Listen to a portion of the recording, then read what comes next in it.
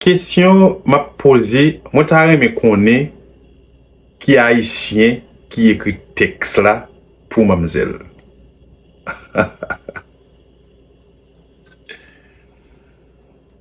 Eh bien, moi le faut attendre. Bah avec plaisir. Mais vous rigolez ou quoi? C'est moi, merci. N'importe quoi.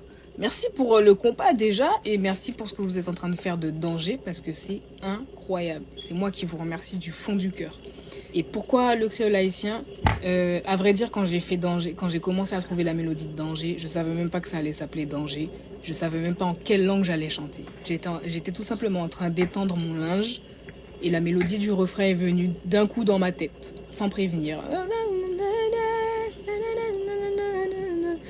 Et ça m'a interpellée en fait, j'ai kiffé tout de suite et du coup j'ai arrêté tout ce que je faisais, j'ai pris ma guitare, j'ai trouvé la ligne d'accord et ensuite j'ai enregistré au propre ma guitare sur mon ordinateur. Et j'ai continué à chercher toutes les mélodies du son. Et il se trouve qu'en fait à la fin j'entendais que du créole haïtien dessus. Les gens qui me suivent de près sur les réseaux, ils m'ont peut-être vu au moins une fois dire dans mes stories que je trouve le créole haïtien super élégant.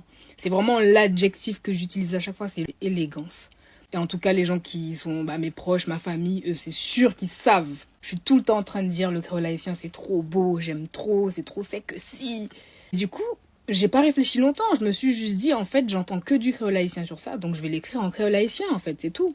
Alors, c'était déjà un plaisir personnel. Et ensuite, je sais que j'avais déjà une petite communauté haïtienne qui me suivait depuis moins MO. C'est ce son-là en premier qui a fonctionné chez vous.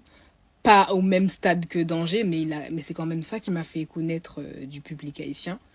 Et je me suis dit, ça va leur faire un clin d'œil, ils vont kiffer m'entendre chanter en créole haïtien. Et c'était même pas censé être du compas, c'était juste un morceau acoustique. C'est après que je me suis dit, bon, pourquoi pas tenter une version compas, que je pourrais peut-être sortir après la version acoustique. Et du coup, c'est là que j'ai contacté RDD et Jazzy pour me faire la version compas, big up au passage. Avant qu'ils commencent à composer, je leur ai dit, si on fait une version compas, on fait une version vraie compas. Je veux pas un demi-compas, je veux pas un truc inspiré du compas, je veux un pur compas. Et en fait, il se trouve que quand ils m'ont envoyé le premier jet, j'ai fait mais quoi?